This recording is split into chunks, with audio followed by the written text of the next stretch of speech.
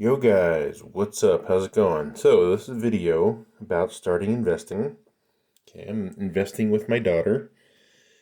She is turning 13. So here we go. We're going to buy another stock in her account. So this is going to teach hopefully long-term investing with dividend stocks. Now this stock that we're looking at today is a VF Corporation. They do a lot of clothing manufacturing, and one of those things that they do is vans. When I've done my research, and she's really into vans, so when I have her have companies in her portfolio that she really likes and really can support.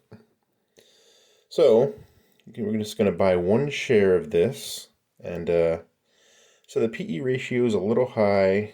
The dividend is almost 3%.